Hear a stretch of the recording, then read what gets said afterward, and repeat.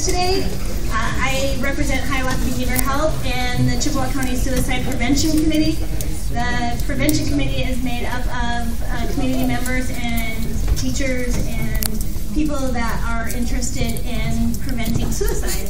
And they also, this presentation was brought to you by them, Hiawatha Behavior Health, War Memorial Hospital, Sioux Tribal Health Services, and Bay Mills. So we're really appreciative of that. There's also a presentation tonight at 6 o'clock at the LSSU Arts Center. Tell your parents, tell your friends. You won't be disappointed. So this topic can be a little bit sensitive that Kevin and Joe are going to speak about. So if you feel that you need to leave, go out, and then on the way out, either let people know that you're leaving just because you have an appointment or you've used the restroom with a thumbs up. But if you need help on your way out or you need somebody to talk to, raise your hand. They'll also be available a little bit afterwards. We have professionals in the background to help out. So I just want to let you know that as well. So Joe is from Australia, and he is an advocate, an author, and he is a former professional sports person. He's going to be speaking first, and then to follow up is Kevin Hines, and he is a best-selling author, award-winning speaker, and an advocate as well. So thank you very much for coming to this presentation, and here is Joe. That's what I told Dan to do because of crap.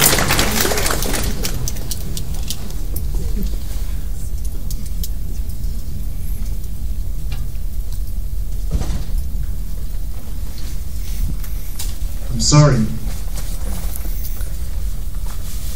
sorry that I can't be the father I promised you I'd be.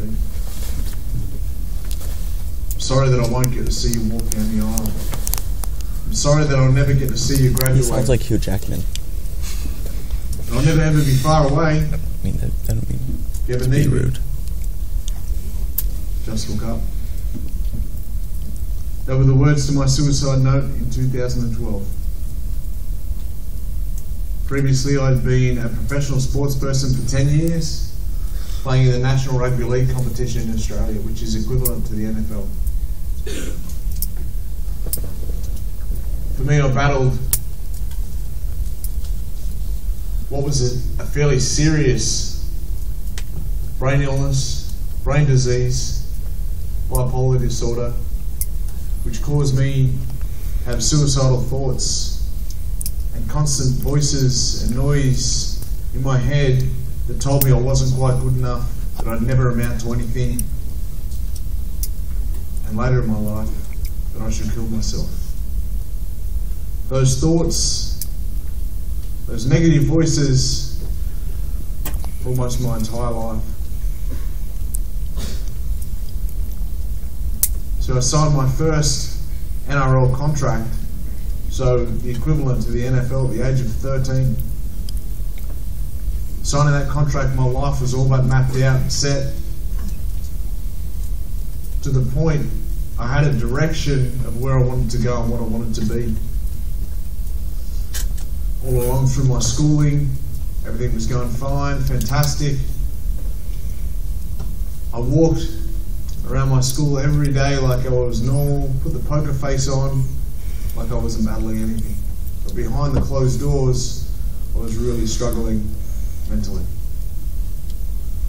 Signing that contract at the age of 13, I developed quite a reputation around town to be a fairly fantastic and gifted footballer.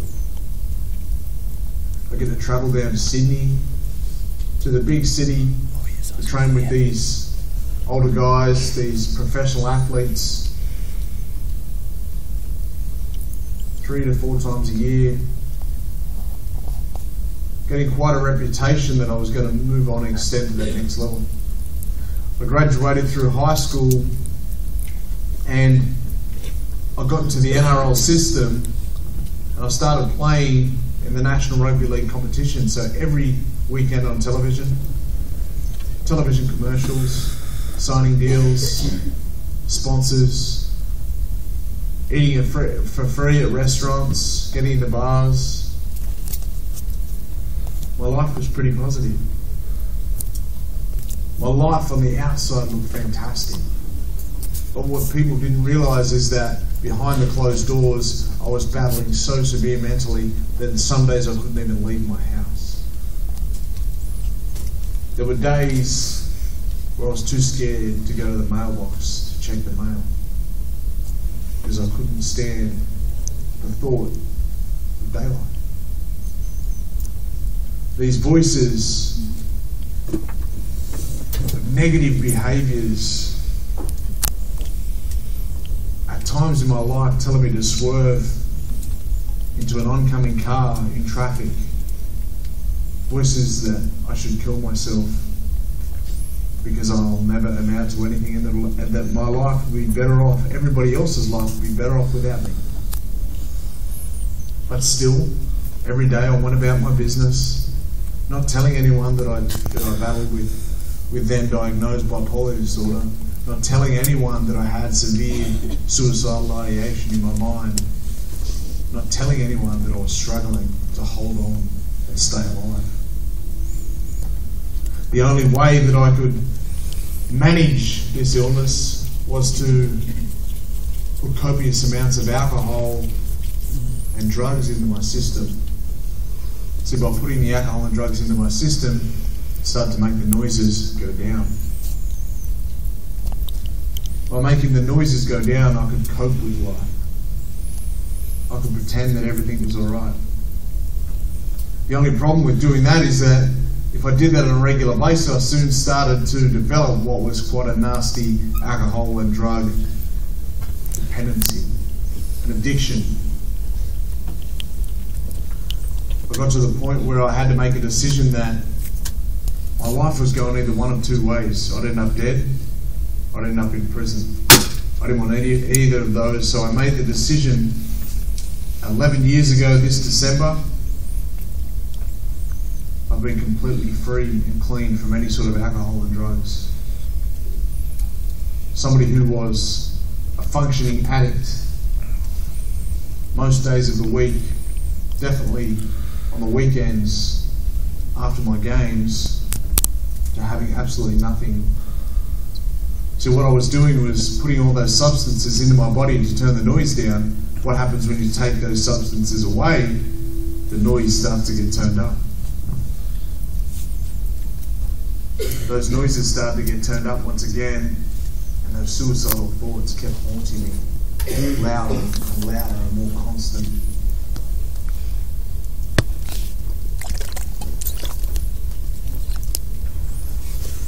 I got sick of playing rugby league.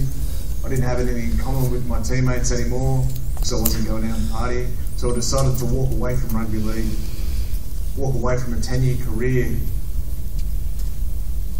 And I walked into a boxing gym.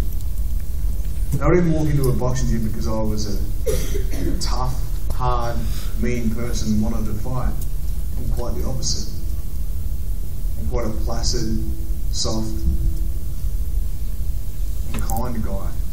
I walked into a boxing gym is because the harder I began to hit the bags and train hard to make my body feel physically good, the better I started to become mentally. The harder I trained, I started to manage the voices that were going inside my head, because in a boxing ring or in a boxing match, if you give up, you get beat, or you get knocked out, or you lose your teeth. I kind of value my teeth, so I didn't like to give up too much. With mental health, with the brain illness that I have, if I give up, there's every chance I'll end up dead. And that's what happened in 2012. I got to that point where I started to believe those voices in my head. And I wrote that suicide note. I wrote those notes to my kids because I believed that my children would be better off without me. I believed that the world would be better off without me in it. I wrote those letters. I was rocking back and forth in the shower, crying, bawling, because I didn't know how to deal or how to cope with what I was going through inside my head. I got to a point where I was questioning myself, should I do it, should I not do it, what should I do? And I flipped that coin in my head, and yes, I'm going to do it. My kids would be better off without me. So I got out of that shower, sat on the bed, wrote those notes, put the notes down. Then I had a drug overdose and drifted off. Drifted off and was content that everybody would be better off without me. The next afternoon, I come to extremely dazed and confused at what had gone on. I didn't know whether to be thankful to be alive or disappointed to be alive, but I knew one thing for certain is that I'd just been gifted with a second chance. Second chance in my life. And I knew that this brain illness that I was struggling with, I knew that I needed some help because it was too strong for me. It was too strong for me that I was battling so much that I couldn't go through by myself. So I was taken and I was admitted into a psych ward. And in that psych ward, the doctor said to me what I took and how much I took, I shouldn't be here anymore. The one thing for certain is that I've got the second chance at life. I should do something. Hearing those words from that doctor, I said to myself, every single day that I get to open my eyes, make a promise to myself to make a positive impact on somebody's life.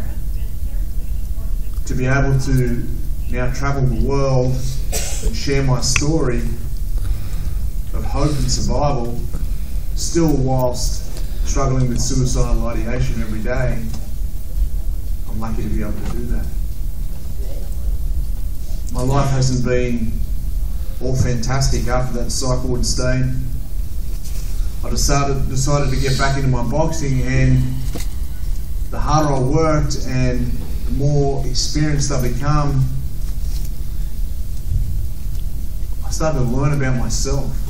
And I started to learn that I could fight this illness. Not only in fighting this illness, I began to go not too bad in my boxing. In my first 3 professional fights, I won 2 by knockout and 1 by points decision. The next 5 or 6, I managed to win as well. I soon found myself in the ring fighting for the WBF world title. Not bad for a guy who just walked into a boxing gym trying to keep his mental health demons at bay. So my heights of playing in the National Rugby League competition, to the depths of depression, and I went through a marriage breakup and divorce at that time as well, to then finding the boxing ring, back to the top to win 2 WBF world titles.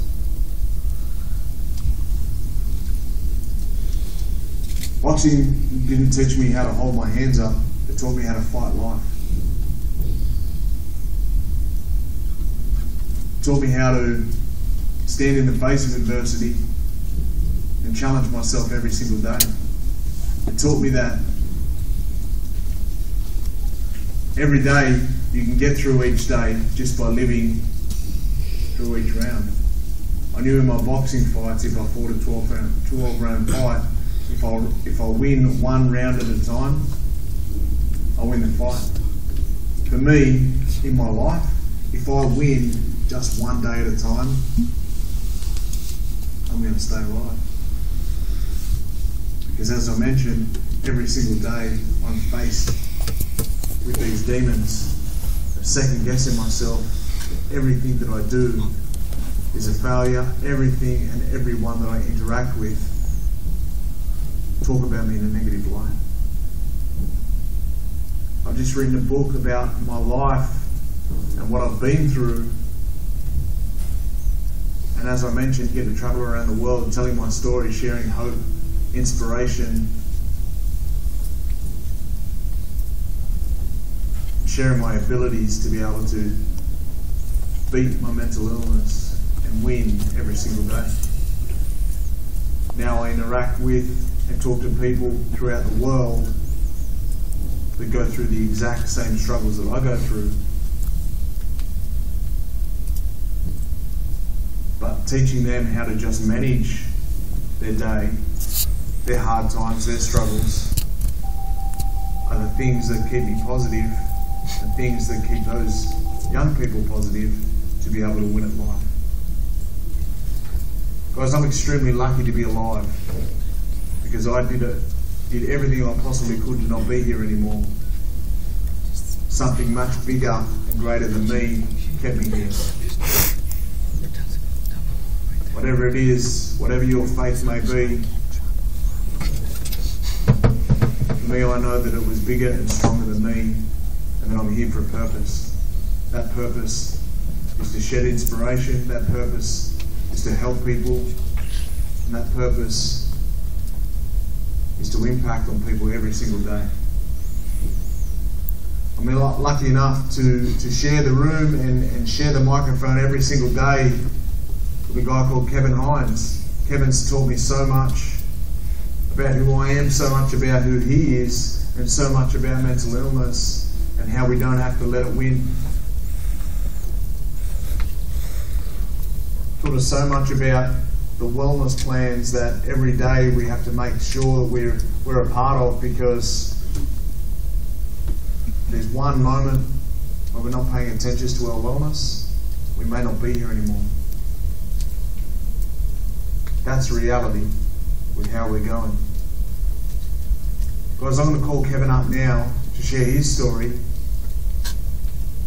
I'm so thankful to be here, so thankful to be able to tell my story for a short amount of time, and a short part of my story, and hopefully I've made a positive impact on some people in this room. Guys, if there's anyone who needs to talk, who wants to talk afterwards, you're more than welcome to come up and have a chat with us. Because, we know the tough times, we know how much our brain can cause us trouble at times and cause us mental anguish and pain. So please come up and share your stories with us. But thank you very much for listening to me, and thank you very much for having us here and welcoming us to your beautiful school today. So thank you very much.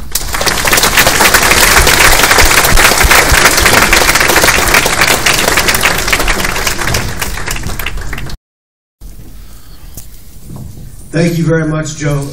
Really appreciated that. It was from the heart, from the gut, and it was real. Before we begin, I think it's very important that we take a moment of silence for all of those, this wonderful community, for all of those you have lost to suicide in your lives. So, a moment of silence.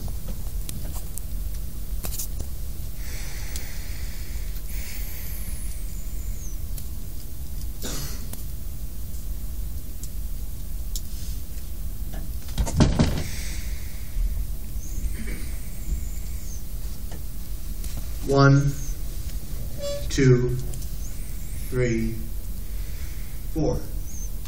How many people in this room think that your life could dramatically change in a matter of 4 seconds? Okay. Fair enough, all right? 4 seconds is what it took for me to fall 220 feet, 25 stories, at 75 miles per hour to the waters beneath the Golden Gate Bridge from the walkway above. 4 seconds. In those 4 seconds, I said to myself, what have I just done? I don't want to die. God, please save me. And then I hit the water. I went down 70 feet beneath the water's surface. And something that you are all very well aware of occurred. I opened my eyes. I was alive. I thought you died on impact. I was wrong. I frantically moved in any direction. I ended up going down first in the water. The water became murky. My eyes began to bulge. My ears began to ring. I recognized my mistake, and I shot for what I believed to be the surface, only using my 2 arms. My legs had been rendered immobile. You see, guys, falling from that height at that speed is like hitting a solid. And the impact reverberated through my legs into my lower back, and it shattered my T12 L1 and L2 lower vertebrae into shards like glass. I severely broke my back, and my legs didn't work at the time being. As I frantically tried to swim to the surface, I was reminded of the instant regret I had upon leaving that rail. It's a common theme. Of the 36 individuals who have survived the fall from the Golden Gate Bridge in the last 80 years, 8 decades, since it's been opened, since 1937, of the over 2,000 that have died at that bridge from suicide by depression, I was number 26 of 36 who have survived, 1%. I was one of 5 of those 36 survivors that have regained full physical mobility. Even smaller odds.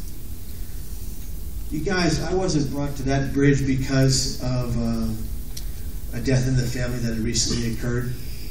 I wasn't brought to that bridge because of a recent breakup with my girlfriend. On and off again kind of a deal.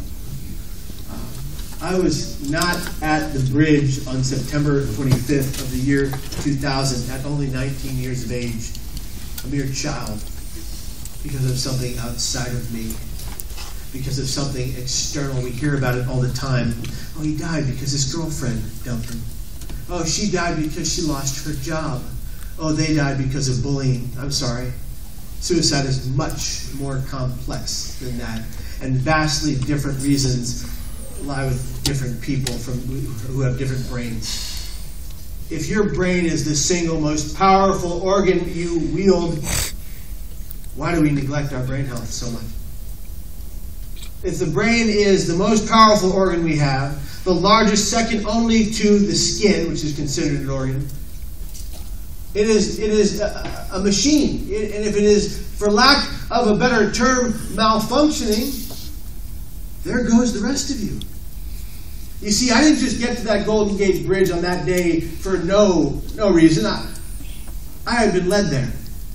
2 years prior, at 17 years of age, I was in high school on a stage much like this, performing a high school theater play. I was in a spring musical called How to Succeed in Business Without Really Trying. I was a guy called Gatch. That was my character's name, Gatch. That was his last name. He was a philandering businessman, and he was a total jerk. And I was on this part of the stage, at my desk in my office, talking to my secretary, who, in the show, Gatch is being inappropriate with the secretary. And I'm on that stage, and it hits me like a Mack truck barreling down the road at 100 miles an hour out of seemingly nowhere, extreme paranoia. The belief that all 1,200 people in the theater, and it was filled to the brim, that all of those people, those parents, those teachers, those loved ones, those friends of all those students who were in the play, I thought they were coming to kill me. I started believing that the entire crew, doing the gaffing and the lighting and the sound, they were all out to get me, and all of the cast were trying to hurt me. And I believed that in my distorted reality caused by my paranoia from my bipolar disorder type 1 with psychotic features, a very severe form of bipolar disorder, which I had been diagnosed shortly after that play debacle. You see, when I was on that stage, I started missing all my blocking and all my lines, and because I was the lead, so did everyone else. The play was going haywire. Nobody was making their cues. It was a mess, and I ran off stage thinking they're all coming to kill me. I ran to the lobby, and my teacher came out to the lobby. His name was John Fennell. He was a mentor to me. He was my friend. He was a hero of a lot of us kids. And John Fennell, tragically, would sometime later die by suicide from his own pain, from his own depression, from his own substance use disorder, alcoholism. But I would go to my first psychiatrist after that play. I would see my first, as I called him back then so rudely, a head doctor or a shrink that I didn't want to talk to. And he would tell me eventually that I had bipolar disorder, and I would think to myself, what does he know? I don't have that disease. I'm normal. I was a WCAL wrestling champion. I played on the winningest team of our JV year in football. We beat Bellarmine. They were the best team in the league. I was on the speech and debate team for 2 days, but I was on there before I got kicked off. Their loss.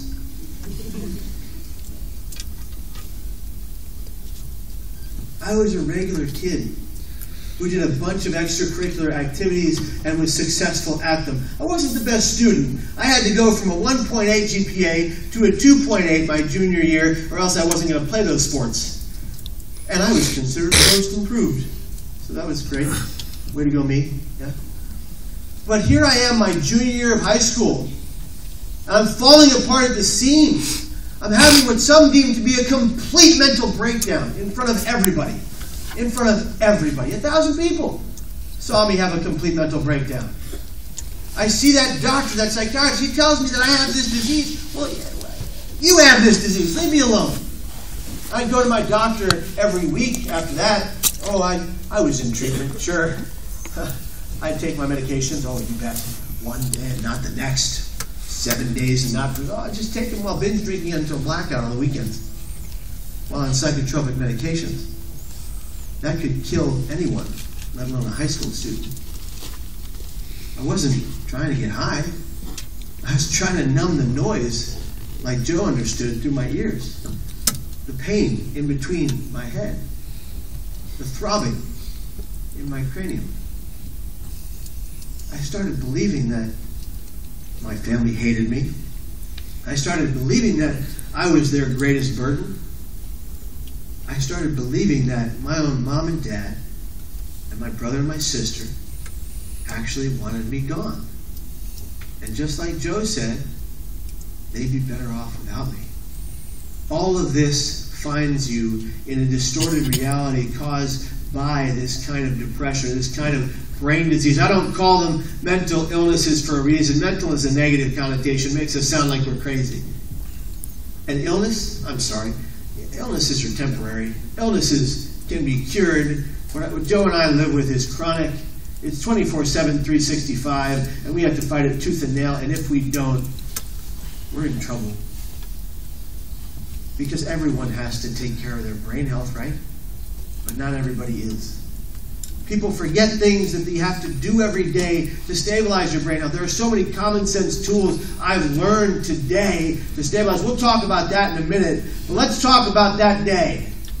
Let's talk about the night before, the 24th of September 2000, where my father, unbeknownst to me, was in his room. My mom and dad had been divorced. That was a hard hit on me. I took it the worst of all the 3 kids. And my dad and I are living together. And on the night before I was 19, it was the 24th of September, and I wrote that note that we all know. The note that only 20% of people who die by suicide actually write. That note that read, "Dear Mom, I love you, but you're not always right. Dad, I love you too, but stop bringing the office home. This isn't work." I told my little brother, Joseph, he wanted to be a DJ. He had saved up all this money, buying all those like mixed cassette tapes. Those were hot back in the day. You guys know what a cassette tape is? Am I that old? Thank you. I appreciate it. You're the boss. I have an old cassette player. He would make all these mixtapes. They were amazing. He did a great job. He loved what he did. And I said to Joseph, I said, "You'll be a household name in the letter." My sister, my older sister, Elizabeth, by 8 months. Did you get that? My older sister, by 8 months, we're adopted. It's okay. It makes sense. You missed that. 9 months to make a baby. See? Never mind. Let it go. My sister wanted to make films, and she was in the middle of trying to do that. I said, "Get it done." I said to my girlfriend of those days, "It's not you, it's me." Guys, don't say that. Find something else to say. That's just awful and mean and rude. But I said it. I said to my best friend in the whole world, Jake Lewis, I call him Louie. I said, "Louie, you'll find another best friend." I said, "That's even remotely how it works." And I put that note in my notebook. I put that notebook in my shoulder bag. I put that shoulder bag by the door. At 6 in the morning on the 25th of September, guys, I don't remember walking into my dad's room. I remember standing over him as he slept. My father wears one of those CPAP machines. You guys know those? Yeah. If you don't know them, they're machines that are for sleep apnea, and they're supposed to help you breathe at night. Your parents and your grandmother and grandfather, typically, and you're supposed to be able to avoid snoring while you're wearing the CPAP machine. My dad was a big snorer. Although he's wearing the machine and somehow still snoring, so go figure. It's my dad. I don't know. And he's wearing the machine and he sounds like this.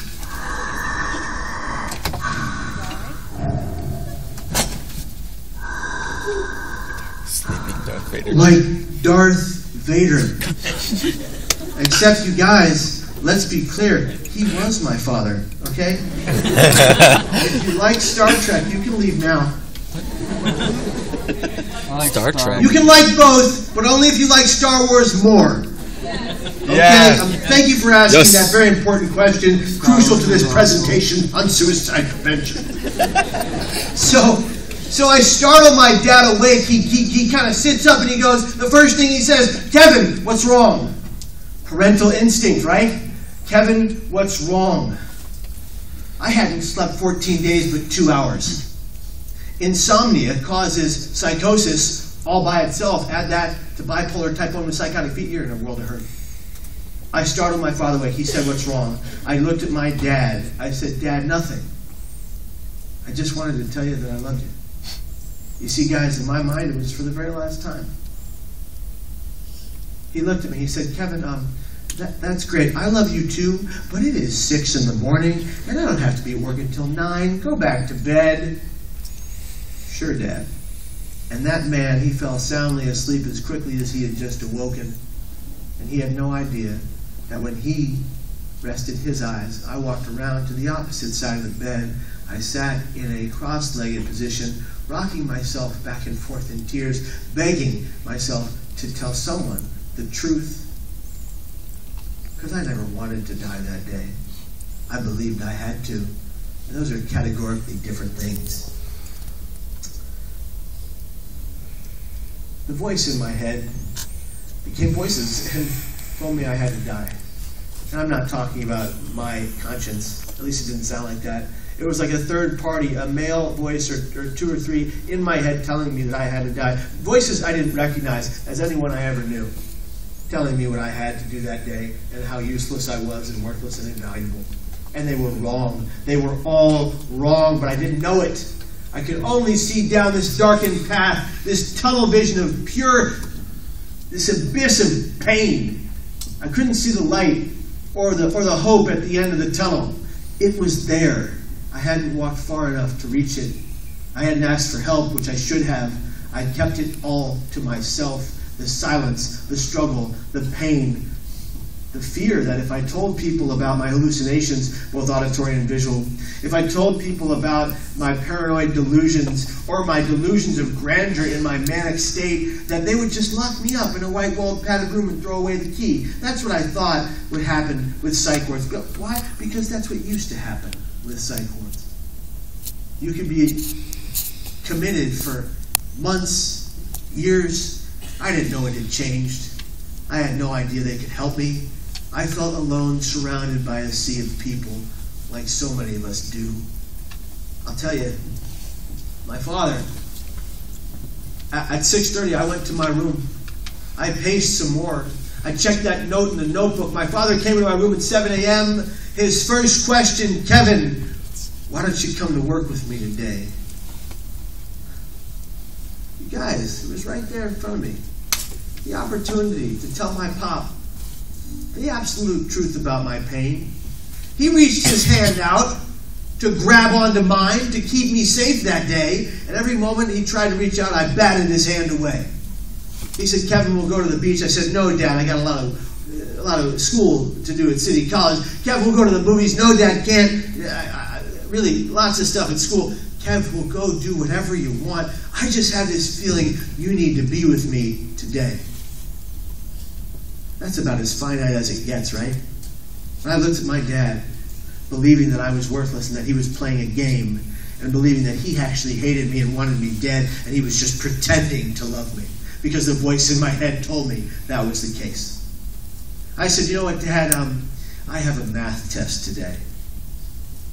just by a raise of hands, and this is fine if you're that kind of person, how many people at this very moment in time would volunteer for 10 math tests in a row now? 1, 2. You guys are going to 3, 4. You're going to leave the presentation to go do a math. Thanks. Real nice of you, buddy. What's your name? All right, that's enough. I apologize. I went too far. Look, I hate math with a passion, okay? Math, first of all, let me ask you a question. Folks, I said folks. Yes, I did. Let me ask you a question. How many people in this room can tell me why 8 plus 8 is 16? Don't answer that. You probably know the answer. Never mind. Don't answer that. 8 plus 8 is 16. Why? My brother used to say that. So here's the deal. I told my father I had a math test that day. Finally, he says to me, Kevin, okay, I'll tell you what.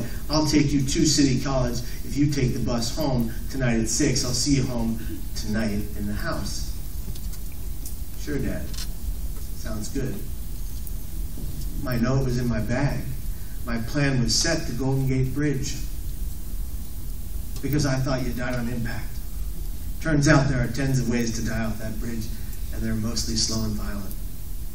There's one way to survive, one exact position that no one should ever know about to survive, that I didn't know about.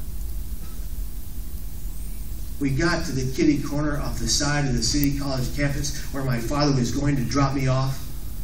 My father turned to me and he said one of his mantras. My father is fond of saying things often. He's fond of repeating himself. I guess kind of like me. I got it from him. And he says to me one of his mantras, but I'll tell you just a juxtaposition, the opposite of his mantra that he says all the time as well. My father's also fond of saying, Kevin, what the hell are you doing? It's like a mainstay. It's like a common theme, right?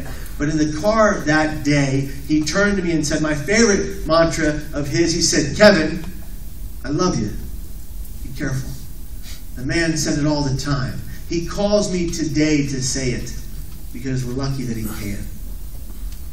I kissed my father on the cheek as I had done since I was about yay high. I told him I loved him.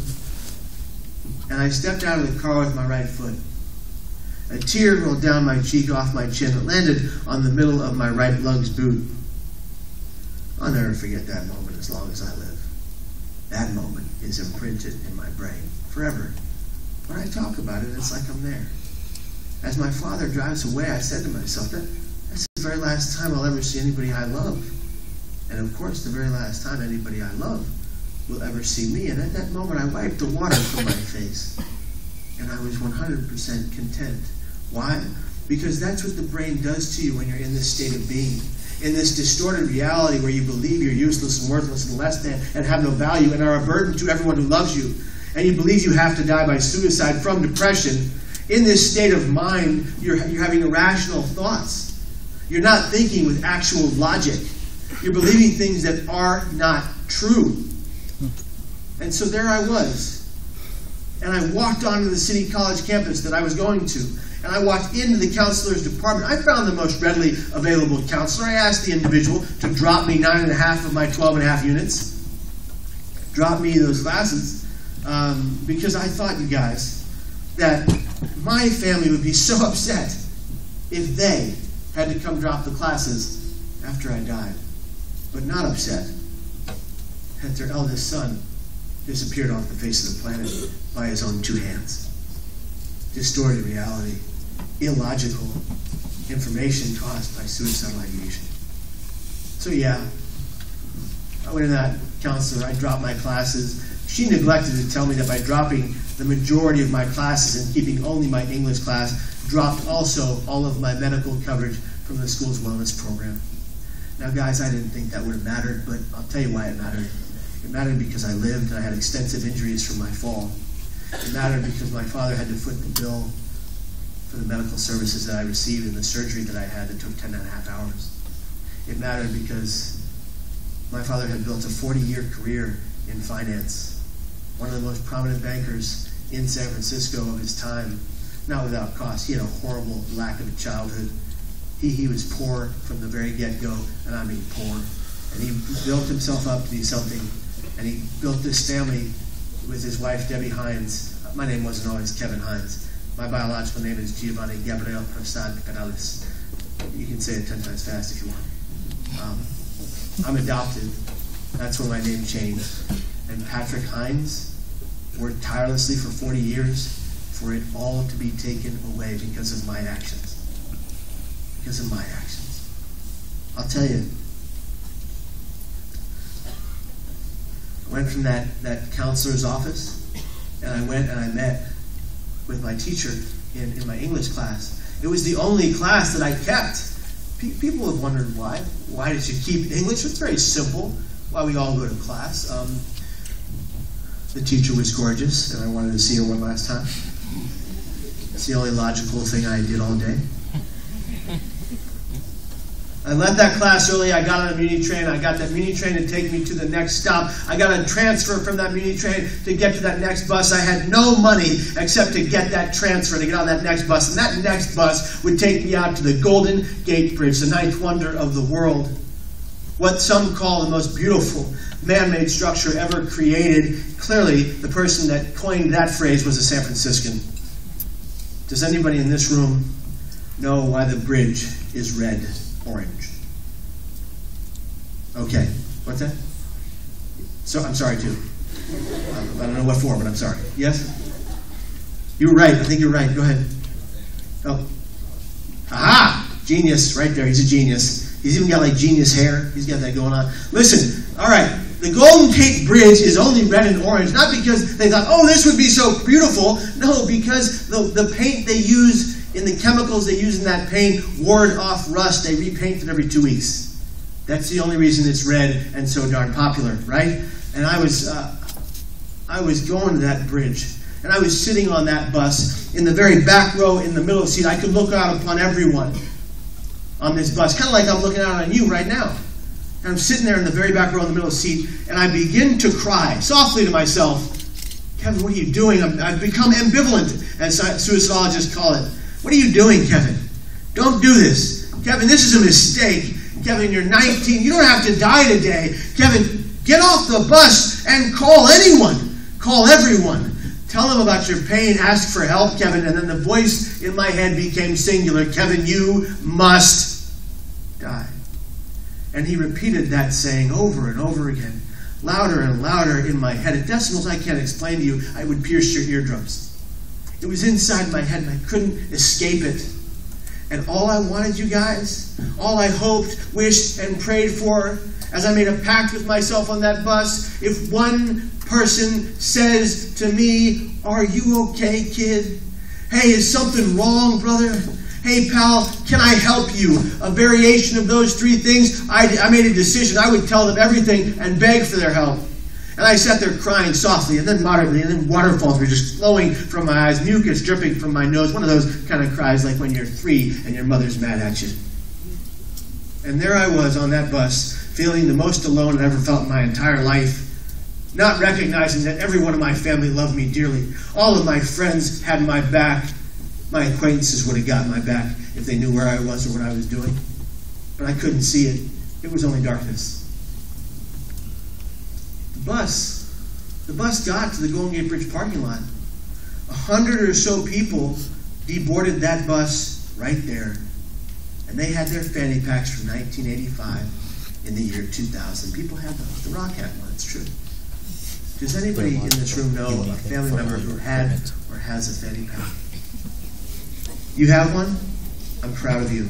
Listen, you guys, if you have one yourselves, I need to tell you something very, very important. Pay attention. All of your friends in this room want one. Just get different colors, bright orange, green, and yellow, neon blues. They love it. It's like the bat belt, you know? It's, you can put everything in there. It's amazing. Mm-hmm. I'll stop there. And they got off that bus. They did with their cameras. If you can imagine, weren't yet phones, right? Oh, wow, remember those? And they got off that bus with foreign accents from all over the world to experience the beauty that is that bridge, that is also a harbinger of death. Over 2,000 people have died there by suicide from their depression. 36, I think I told you, have survived. Remember? 26, I was number 26. 1 of 5 to regain full physical mobility. I think I said that before. I'll tell you guys, it was the hardest day of my life. And I got to that bridge parking lot, and the bus driver, after everyone left, the bus driver looked at me, and I thought he was going to ask me if I was okay. I thought I was going to tell him everything. And he turned, and he stood, and he said, "Come on, kid, get off the bus, I got to go." All right, not quite what I was looking for, but okay. I walked up to this man. I looked him right in his eyes. He looked down at mine. I'm streaming waterfalls from my face, and he went like this. All right, pal. Not the most empathetic guy in the world. I walked down those 2 steps of that bus. They felt like 2,000. I hit that concrete, like this concrete, on the Golden Gate Bridge parking lot. My feet were super heavy. My eyes were water falling with tears, and they were red. My heart was palpitating like wow. I was having a full-on panic attack. The voice in my head said I had to die. I walked up and down that walkway, the 2-mile stretch of roadway that is the Golden Gate, crying like a child. Bikers, joggers, tourists, runners, police officers searching for suicidal people that hadn't been trained in the art of prevention. They were all walking by me. They walked by me at least twice. And there I leaned over that 4-foot rail, crying down my tears to the waters below, 250 feet down. And then one woman approached me from my left. She had blonde curly hair, and she wore these sunglasses that some of you ladies are so fond of wearing. You know, the ones that don't fit your face? Let me explain something in case you were wondering, ladies. You look like a bug. A giant fly. Am I wrong, guys? Am I wrong? No. It's wonderful if you want to, if that's what you're going for. The bug look. Hey, do your thing. There's a film called The Bug Life and all. That's old. Never mind. And she approached me with a smile, and I thought to myself, she's going to ask me if I'm okay. I don't have to die today. I'm 19, and I don't have to do this. She's going to help me. And then she pulled out a camera. And she said, "Will you take my picture?"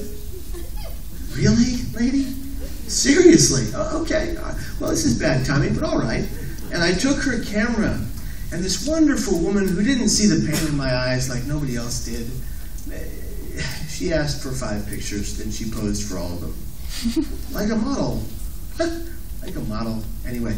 And when she was good and done, she said thank you in that very accent. And I handed her her camera. And she walked away. But she didn't walk 15 yards off the bridge. She went back across the entire thing one more time. Because that's what people did. They spent a lot of time on that bridge. And when she walked away, that's when I said to myself, absolutely no one cares. No one. Is that true? No. No. Why? Because everyone cared. Every member of my family, every one of my friends cared. And had they known where I was and what I was doing, they would have been there to rip me from that 4-foot rail, to push me down to the concrete walkway. And if they had to, they'd put a knee to my chest to keep me down to make sure I was alive and safe until help arrived. That's how much all of them cared. My brain wasn't allowing me to care. My brain was trying to kill me as I desperately tried to stay alive. And she walked away, and I said, no one cares. And I walked back toward the traffic rally, and I sprinted forward, and using these 2 hands, I catapulted myself into free fall. That's not the important part of this story. This next part is. The millisecond my hands left that rail and my legs cleared it, I was shocked into reality from my psychosis. I had an instant regret of my actions. Of the remaining people alive who have survived that fall, of the 36 who live, it's been 80 years since the bridge has been opened. Many have died of natural causes today. But of the 25 or so who are still alive, 19 of them have come forward to say they had the very same instant regret that I had. Because, my friends, thoughts of suicide are very different from actions. Very, very different. People have suicidal ideations on a regular basis. I have chronic suicidal thoughts, okay? It's part of what I live with every day. It's part of the deal. But I'll tell you that today, I know that I will never again attempt to take my life because I saw the wake of destruction, what I did cause in my path, because I got to live. And people wonder, they think, oh, it's just going to end the pain. No, it's not going to end the pain. It's the beginning of the pain. Your pain might subside because you disappear and go on to wherever you go. But for everyone left behind, they remain in a stagnant section of pain for the rest of their lives because of those they have lost. I have lost many people in my life to suicide. I'm sure many of you have as well. I'm sorry for your loss. And I mean that from the bottom of my heart. I know you think I say it all the time, which I do, but I feel that pain for every person I get to meet who has lost someone that way. It's a different kind of grief, isn't it? It's a different kind of suffering. And I'm asking you, I'm asking the people in this room to look at me as I'm looking at you and think of something when I tell you this. It doesn't have to be the option. Your life is valuable. You do matter. You are important to people. Let me get you guys to turn around for a moment. Who are the counselors in the back? Just raise your hand for a minute. Okay? All right. Counselors, stay with your hands raised. Okay? Who in this room who has never thought of suicide and maybe never will, who in this room would help someone who was thinking like that? Help them, guide them to safety, guide them to hope, guide them to healing. Keep your hands up high. Everybody in this room who is battling that kind of pain, look around. You are not alone. You've got people who care about you, thank you guys, who care about you and who've got your back, your front, and your side to side. They're to make sure you are safe. There is the Shack is here in this wonderful school. The Shack is a place where you can get free mental health and physical health care. If you are battling this suffering, this pain, this huge debt to your life, I'm asking you, when you leave this room, don't do what I did. Learn from my giant mistake. Recognize that you don't have to learn the hard way. You can ask for help, and it will be provided for you. You're too young to die by suicide. Anyone is. The youngest person, sadly, in America that died by suicide was 4 years old. 4 years old. It's okay. It's all right. And that kind of pain, it can be transferred. It can be removed. Joe, let me ask you. Joe's here, okay? There's a tattoo on Joe's arm. It says T2SP. This too shall pass. My father told me that, saying a long time ago, Joe, I'm sorry, I'm not going to get a tattoo. I'm afraid of needles. But that means something to him. And every time he's in the greatest pain he can experience with chronic suicidal thoughts, he looks at that and he knows he can continue. And so can you. Teachers, I'm not telling them all to get tattoos. Just don't get upset with me. That woman walked away. I said no one cares. I did what I did, but I had that regret. That's been calculated over time that millions of people who've attempted have had a similar regret. Look, we need you. You are our future. You are the people that are going to change this world for the better. But in order to do so, you've got to stay. So I'm saying, whether you're in that much pain or not, if you are in that much pain today, come after and talk to us. Or please go talk to a counselor. Or go to the Shack on your own time to make sure you're safe today. Okay? I've been given a second chance at life. A gift, really. Where 16 years ago I should have died. And here I stand. And I'm only standing because the back surgeon that performed a surgery on my back through my left side replaced all the shattered vertebrae with metal. Titanium is the only reason I get the privilege of standing before you today. And it is a privilege. I am grateful to be in front of you at this very moment. And I know that no matter the pain you're experiencing today, the suffering you had yesterday, or the pain you experience tomorrow, we need you. There are people in this room who are suffering abuse of some kind. There are people in this room who have severe mental stress and pain. There are people in this room with brain diseases like bipolar disorder, schizophrenia, and personality disorder. but you made it to here. You should know how resilient you truly are and recognize that no matter that plight, if you look at that tunnel filled with darkness and recognize that somewhere down that line is hope, healing, and recovery. I stay stable, although I have all these thoughts, ideations, and this suffering. Although I have all the symptoms I've ever had, I stay stable with exercise.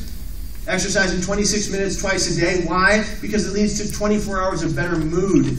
Do it once a day, 12 hours of better mood. Who doesn't want that? If you're physically capable, exercise.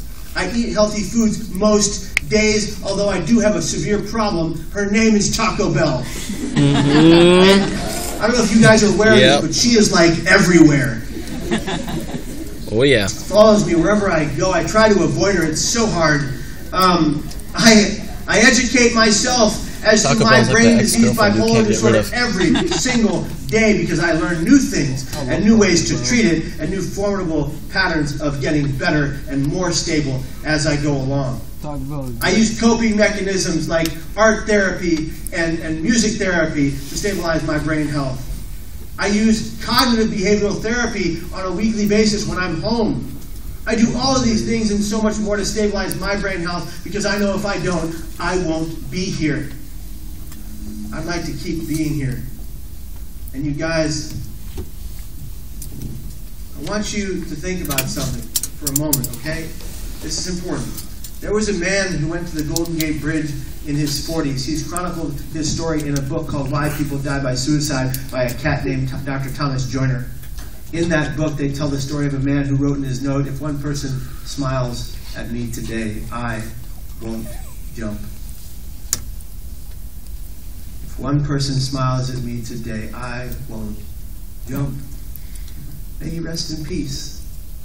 You see, my friends, that man, in his mind, died for the lack of one smile. Just one. So I ask you to do me a solid. If you're physically capable, please stand. Please. All right, in silence, in silence. All right, now, I want you to do this. I want you to turn to the person next to you and give them the biggest, whitest teeth smile you possibly can.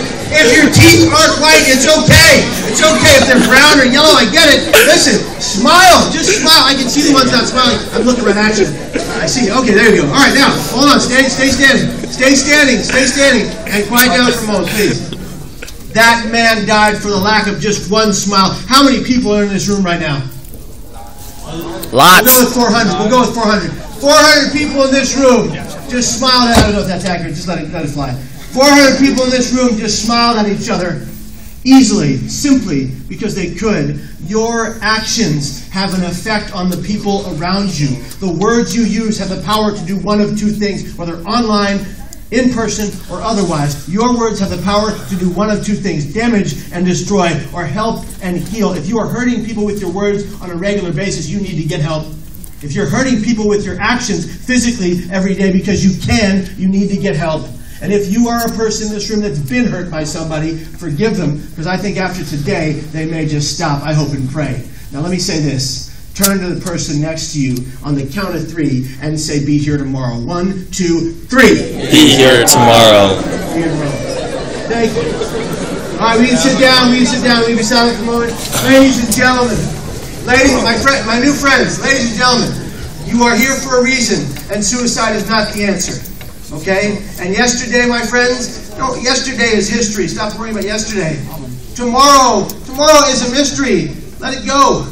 Today, my friends, is our gift. I think and I believe that is why they call it the present. Thank you.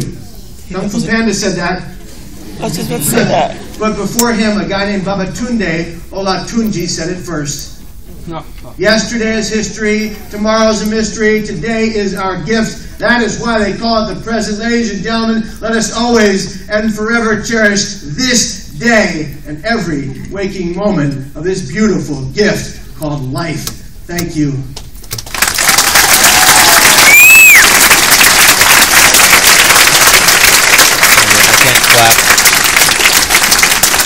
I can't clap holding the camera. There. Thank you very much, guys. I think you've got I'm not sure what the time are we doing. We've got 5 minutes. 5 5 minutes of questions you can ask. Ready, go. Yes. What's my favorite kind of music? Rap. Haven't thought about that one in a while. Jazz. No. Yeah, thanks for the no. You're right. I was on the... Rap's better. Blues, actually, is my favorite. Muddy Waters.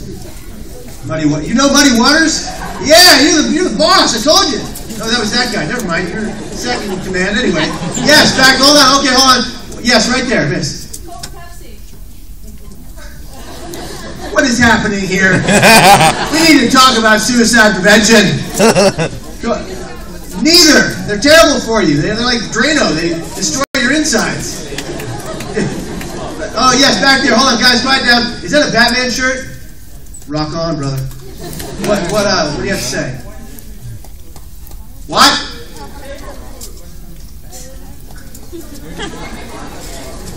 My favorite food is Mexican. Through the airport. What's that bad? Yes. If you could, That's a real question here, guys. yes, this is real. Yes. If you could do anything to make a person smile, what would it be? If I could do anything to make a person smile, what would it be? I like that question.